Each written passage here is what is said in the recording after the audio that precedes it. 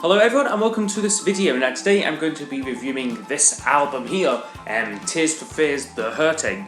Now this was requested by Varsity Fan 2000 about a couple of weeks back when I had the CD, I showed the CD in Vinyl Update 19 I think. So he asked me to go over it, but I was lucky enough to get a copy of the vinyl when I got all of my uncle's old records. So I will be reviewing this album. I'll show the vinyl copy and then go over all of the album tracks as well. So basically, Tears for Fears were a musical duo from Bath down in England. Basically, they consisted of Kurt Smith, who sang and played bass, I think, in the band, and Roland Osvrable. I can't pronounce his surname. I sound like idiot here, but basically Kurt and Roland played. He wrote most of the songs and sang and played keyboards and stuff like that. So the two of them were previously in a mod revival group in the late 70s called The Graduate. However, they didn't find success in that. In the early 80s, they made demos of a couple of the songs on this album. I think it was Suffer the Children and maybe Memories Fade, I'm not too sure, but those are the first two songs that they done. Those landed them a record contract. So they released a couple of singles, but they didn't do too well. It was only until later in November 1982, where they had a surprise hit with the song Mad World. That led to this album becoming a hugely successful album in the UK, where it reached #1 and was certified gold within weeks of its release. However, it didn't do too great in America, only reaching number 73 there. It wouldn't be until a follow-up album, which I think was called Songs from the Big Chair, they were getting more international fame. The album can be considered a concept album, in many ways. It deals with distress and primal therapy and very much drawn on the experiences of the childhoods. So I'm now just going to show you the vinyl here. I won't bother showing the CD because there isn't really too much to see. So there's a cover, very minimalistic cover, and the back there even more plain. In here we have, it's in a sleeve, that's just lyrics on that side and a picture of the two of them there. I can't tell what one's which here, but it's Kurt and Roland there on that side, and the record label is here. So that's what it looks like there, nice custom label. This is on Mercury Records. So I'm now just going to go over all of the album songs. I'll give each song a score out of 10, and then those will be used to give us a overall percentage score for this album.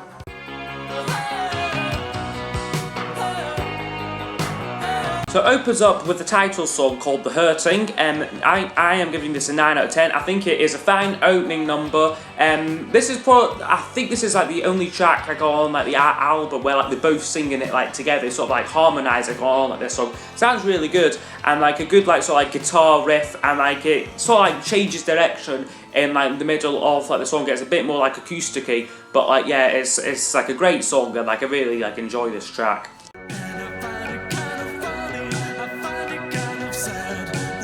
Second song in was their breakthrough single song called Mad World, and I absolutely love this song. I'm giving this a 10 out of 10. Basically, when I got the CD and I played it through, this was the track what I knew from the album, just the chorus. I find it kind of funny. I find it kind of sad, that wee bit. Just very catchy, and it must have been used in a film or something, because I remembered hearing it from somewhere. It's a very popular song. It reached #3 on the UK singles charts in November of 1982. I just love this song, love the production. It is a fantastic track.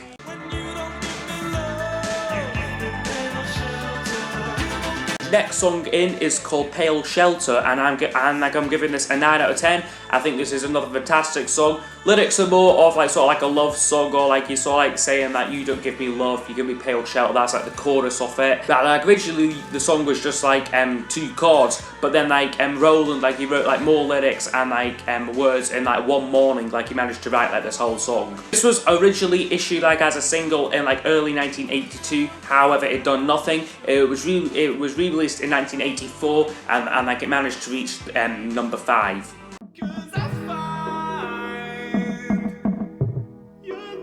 The fourth song on the album is called Ideal As Opiates, and I love this song. I'm giving this a 9 out of 10. Really interesting sort of like style, like they experimented like a bit more with like synthesizers, and like it's got like a very sort of bare production on it. But I just love it. It's like Roland sings this one, and like it's like a lovely haunting melody to like it, and like I really like this one here, and like it doesn't really like, the reason why like I'm not giving this like a 10 out of 10 is like the track, it really doesn't like develop or like go like anywhere, but it doesn't drag, like it's like just like the right length, and like I really found like this song like an interesting listen.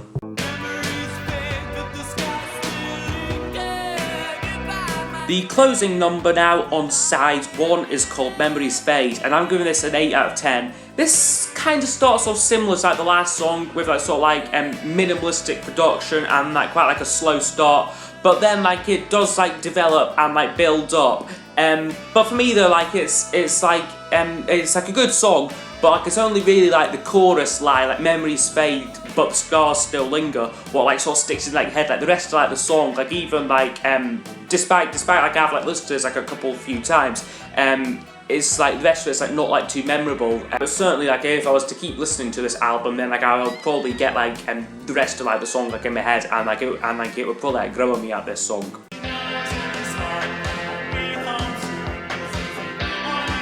Opening up now to side 2 is a track called Suffer the Children, another 8 out of 10, another fantastic song, and like this was like one of like the songs that got them like a record contract, like an early version like of this track, because like this one and like Pale Shelter, they were like originally done like as singles, but then like they re-recorded them like on this album with producers Chris Hughes and Ross Callum, and like they did like a fantastic job of like just making these songs, like adding a little extra something what like makes them like a bit more like commercial, but like having like sort of like a special touch what makes them sound I think fantastic. For me, this track though, like it's not like a personal standout like on the album. Like I know like it is like one like maybe like the more popular ones, but for me like again like this one like it might like grow on me like in like the future, but like as of like now like it's more like it sort of sits in like the middle like of the album for me.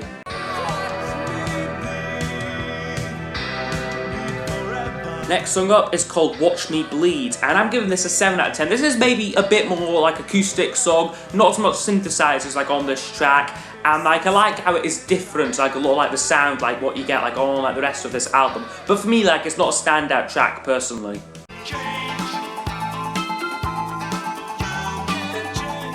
Track number 8 on the album now is called Change, and I'm giving this a 9 out of 10. It starts off with like a sort of like a xylophone effect, like it's definitely like a synthesizer though, not like a real xylophone, and like it's a bit more like a commercial sounding song, and like maybe like the lyrics on this one like aren't as strong as like some of like the other stuff like on this album.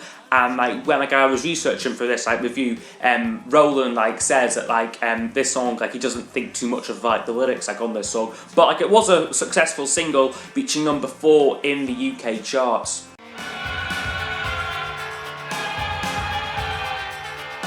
Second to last track now is called The Prisoner, and I'm giving this a 6 out of 10. This is maybe like a bit more like of like an experimental song, and like almost like a progressive track. Like it doesn't really like, it's not very radio friendly or like commercial song, and like and like for me it would be my least favourite like on the album. It is short and like does pass quickly, but it is sort of filler like on the album.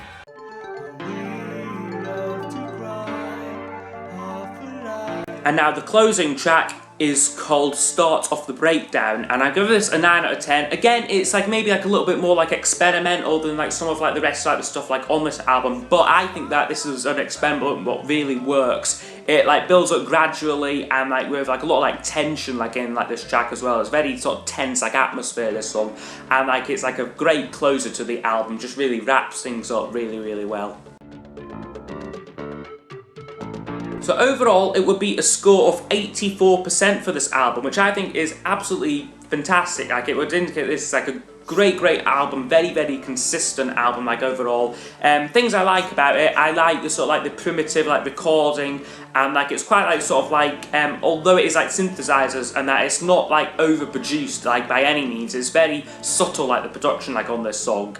And like, although maybe like many of like the tracks, like they're not like uplifting like or happy songs and that, but like it's like got like a very sort of like specific like mood and like atmosphere, and like that's captured like really well like on this album. When I was researching for this review, like a couple of like other like reviewers and that, like in like various publications, actually compared this to John Lennon's debut album Plastic Ono Band, and like I can sort of see like the similarity between like the two are like them, like they're both very sort of like, they're laying like everything down, like there's nothing like, and they're just like all like the feelings out, very heartfelt, very like emotional and like deeply personal songs as well. Yeah, like out of like the two, this one is like definitely like the more sort of like commercial and like radio friendly, but like, and that's no bad thing. Like I'd like say like if anything, that makes this like a slightly stronger album. Yeah, I hope you have enjoyed this review. Thanks to Varsity fans for like requesting it, because like otherwise I probably like wouldn't have like discovered like this album like at all. Like if like he hadn't like requested it, like I would have maybe